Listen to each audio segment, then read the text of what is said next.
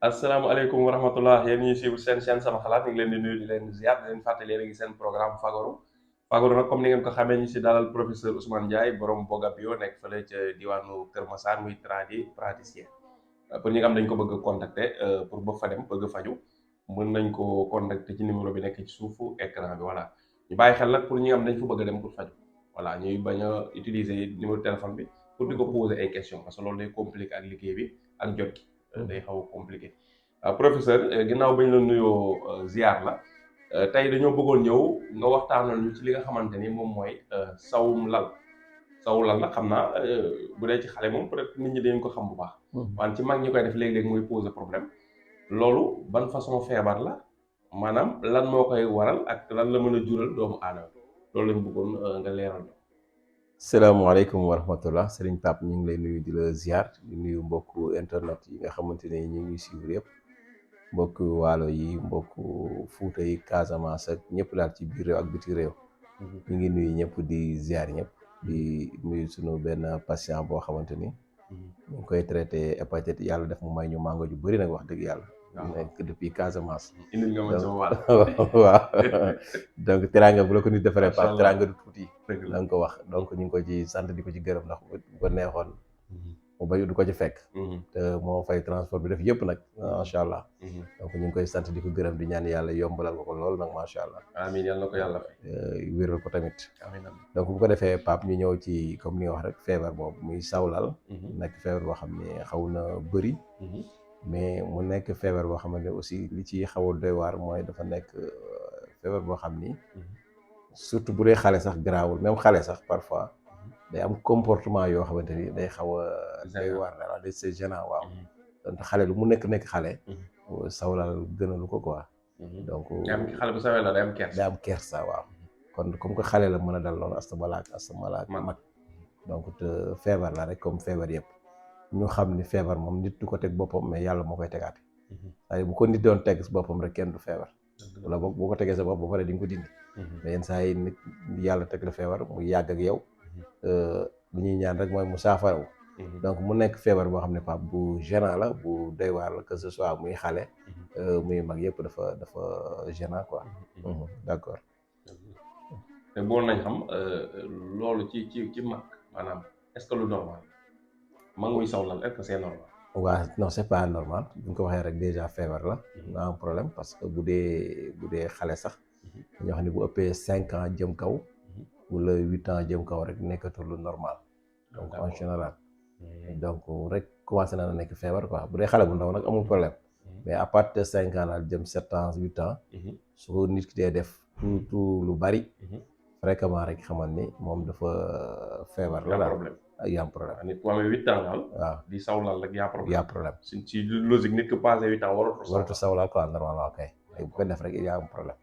donc problème boobu nag la ñu war a xool lan mooy problème bi. kon léegi xam naa day ñëw ci cause bu dee mag nag léegi kon fa la gën a nekkee problème. effectivement waaw. voilà léegi mag moo xam ne dafay tëdd bu guddi muy sawlal. loolu lan moo koy mën a waral. waaw bu dee mag moom lu ci bëri mën nañu wax bon bi ci jiitu daal nga xamante ni ñun suñu aada bokk. mën nañu wax ni en général donte am na ci tubaab bi sax mën lu ci ëpp mën na rab mën na koy def. lu ci bëri waaw dañuy am ay rab. dañuy am rab waaw. dañ koy fàtte. waaw film horreur yi ñuy seetaan. waaw dañuy am rab. tubaab yi koy joué dañuy am ay rab.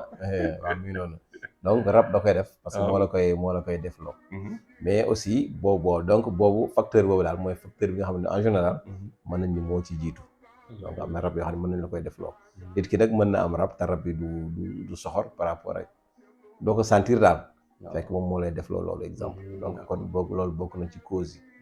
donc na ci cause yi parfois tamit donc bu dee mag daal presque mën na nga ni loolu mooy cause principale. moo ci ëpp beneen bi mooy mauvais fonctionnement de la vessie mooy saw bi fi koy téye. vessie boobu mënta mu nekk loo xamante ni day nekk incontinence urinaire. nga xam dootu mën a téye saw lu yàgg peut-être foofu anomalie. loolu mën na nekk cause bi. mën na ci nekk aussi quoi. donc mën na nekk malformation wala malfonctionnement urinaire. nga xamante ni ci ni mu war a tuuree ndox ak yooyu. formation bi du normal. donc yooyu en général mooy yi nga xamante ni. mooy cause yi nga xamante ni bu dee surtout bu dee mag. en général yooyu mooy cause yi. mën na nekkaat nag beneen cause boo xam ne nag nit ki mën na nekk taayal exemple mën na taayal mooy nelaw yoo xam ne nit ki day taayee yeewu. mu saw di ko muutale. waaw kay surtout bu dee xale taayee la jug di ko taayee muutale la di ko jóg waaw muutale di ko muutale waaw ba sawlal waaw ndax am na xale yoo xam ne ñoom ñu looloo daf ñuy sawlal donc loolu mën na ci nekk. mën na nekk tamit ay nelaw yu profonde maanaam nelaw yu diis daal nga xamante ni bi sawlal du ko yëg. donc mën na nekk tamit gént en général nag lu ci ëpp moom gént lay nekk maanaam booy gént yaa ngi saw ci douche.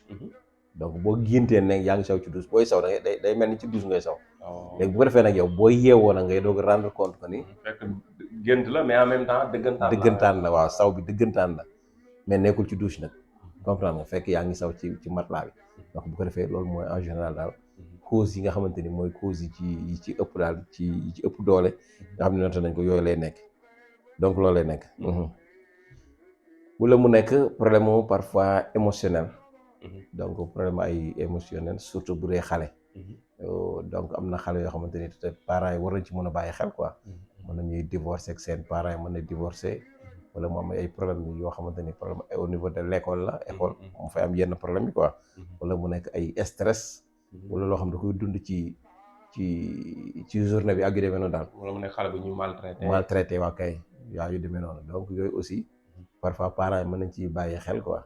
comprendre donc yooyu aussi mën na nekk ay facteurs yoo xamante ni mën na indi di sawlal quoi. donc yooyu moom mën na koo indi. waaw ci xale sax moom xam nga léeg-léeg di nga ko mën a gis. waaw mais mag moom mooy. waaw bu dee mag moom en général mooy yi ma la wax noonu. malfonctionnement urinaire bi. vessie bi ak peut-être parfois diabète mën na ko indi. wala prostate. yooyu aussi mën na ci bu fekkee ku âgé la quoi. donc yooyu aussi mooy mën na dem ba jur loolu. mën na dem ba jur loolu. waaw ku jabet rek da koy def. non non nit mën na jabet mën na dem bay sawlu kii laal ko waaw mooy da ngay xam nga jabet da ngay saw lu bari. waaw te da ngay dem ba doo mën a téye saw bi. exemple fu boo sàgganee. bala nga egg ci toilette yi wala bala nga yeewu fekk. dëgg la tuur nga sa ndox. bu dee prostate aussi noonu la. donc parce que prostate moom am na ñoo xam ne waxuma la ci laal la saw laal sax mais mën na. ñu toog sax dañuy jéego jaay rek gis mu tooy. donc yooyu aussi mën na nekk donc en général daal yooyu mooy facteurs yi nga xamante ni en général mooy indi sawlal surtout bu dee mag. d'accord xam naa loolu leer na. loolu xam naa buñ doon wax suñu mënoon wax maanaam cause yi ak symptôme daanaka léegi foofu day dàq. parce que daanaka rek mun naa ni. comme mag wóoru koo def mu koy def. kon soxlatul problème daanaka la nekk na problème. nekk na voilà. waaw kay soxlatul ñuy wax ci li nga xam ne moom mooy symptôme yi. mais peut-être ñu bëgg wax loolu lan la mën a jural nag nit ki nga xam day fay sawlal psychologiquement war na ko mën di dem mën na am ay difficultés yu mel ni leen nekk loolu su dee mag. non difficulté yu bari sax Pape. difficulté yu bari parce que benn difficulté bi njëkk. benn difficulté bi njëkk mooy que ni mën na la indil problème ak sa kër sa waa kër exemple. waaw parce que mën na am na ñu lay xoolee. waaw comprendre nga. ak partenaire am daal jëkkëram wala jabaram jëkkëram waaw.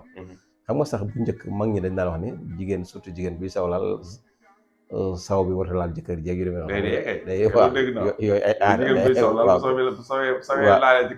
waaw xam nga yooyu ay aada la te yooyu mën nañoo dem ba mu indi yeneen problème comprendre léegi mën na dem tamit ba xamante ni tamit bu ko nit ñi xamee xam nga tamit àddina loo gis sutura la tey bu fekkee ne da nga am soxna soo xam day sawlal te suturaaloo ko maanaam di génn di ko wax kenn bu wax keneen loolu mën na dem ba law nit ñi di ko xoolee léegi mu demaan moom it mu am beneen problème. donc mën na ko mu lal problème la mën na am beneen problème tamit boo xamante ni moom dootul voyager. dootul génn parce que day xam li ko téye. wala bu demee fenn du nangoo tëdd ne la day fanaane xoole. waaw kay waaw du nangoo dem sax parfois parce que xam na ni su demee mën naa am tuuru la waaw wóorul doo ko defee voyager bi dootul voyager voyage bu bëri. donc loolu empêchement la donc mën na ko empêcher sax mu dem ba am liggéey ba pare sax bàyyi ko bañ a dem. dëgg la comprendre nga. ne fu mu ko leer nii doon na fa war a fanaan du fa sawar a dem. waaw du fa fara dem te donc kooku mën na dem donc ba am la indil la empêchement ci sa liggéey wala la mën nga am affectation fenn nga bañ a dem wala nga am war a voyager Europe wala demee na la xam nga xam ni fekk yow li nga xam yow rek yaa koy xam. donc noonu lay demee donc kon am na ay inconvénients. nit ki dootul nangu bokk ak kenn néeg. waaw et cetera mi ngi noonu. parce que sutura la gis nga dafa bëri jafe-jafe. donc da ngay yaakaar ne lu yomb la fekk yombul. c'est vrai noonu la demee. c'est vrai. ok loolu moom xam naa leer na bu amee loo ci bëgg sànni après ñu ñëw ci deuxième partie vidéo bi nga xam yaakaar naa mooy ëpp solo nag parce que ñi nga xam ñëpp da leen arrivé wala boog bala ñu ñëw sax am na question bu njëkkoon sama xel ma fàtte ko mooy ndax am na ci dundin nii loo xam ni dafay mën a joxe loolu lu bokk la comme feebar yi nga xam ni loo xam ne lu ñuy lekk loolu lu ñuy naan parce que toujours damay laaj question boobu ci feebar yi ndax feebar yi ci bari des fois dafay jóge ci ay lekk ak ay naan waaw ndax ci yooyu amul loo ci xam day favoriser loolu woon waaw si am na lu koy favoriser mais loolu ci solution bi dinañ ci ñëw mooy peut-être naan beeg yooyu naan bu bëri beeg yooyu comme que saw la moom mais bu ñëwee ci deuxième vidéo bi di nga si ñëw peut-être dinañ ci gën a développer foofu waaw ñu bàyyi la nga tàggoo deuxième partie bi na nga xam ne ñiy nekk mag tey sawlal waaw léegi bu amee ay saafara yu ci am ci côté ñi nga xam ni côté rab la parce que comme nee nga lu ci ak côté bi nga xam ne côté ay feebar la yooyu tam xam naa mu nekk bi nga am ay conseils yooyu jox ñi feebar moo leen ko teg ñi nga xam ne rab moo leen mais ñi sam nag xam naa côté rab bi nga wax parce que dañuy saw te gisuñu benn feebar bu ñu am fayu jiwu defuñu dara mais di sawlal ñooñu lay ub seen bopp nag waaw effectivement kon professeur ci bàyyi la nga waaw di ko defee Pape ñu ngi lay tàggu ñu ngi tàggu mbokku internet yëpp di leen nuyu di leen jox dig daje ci beneen vidéo bi ci solution maanaam ki nga xamante ne ni seetaan na vidéo bi di nga xam ne yàlla dogal na yaa ngi tuur ndox par guddi muy mag muy xale léegi vidéo bi bu jeexee deuxième vidéo bii ñu ñëwaat ci la ñuy joxe lan moo koy saafara incha allah bu neex yàlla. incha allah asalaamaaleykum wa rahmatulah wa barakaatu. aleykum salaam wa rahmatulah.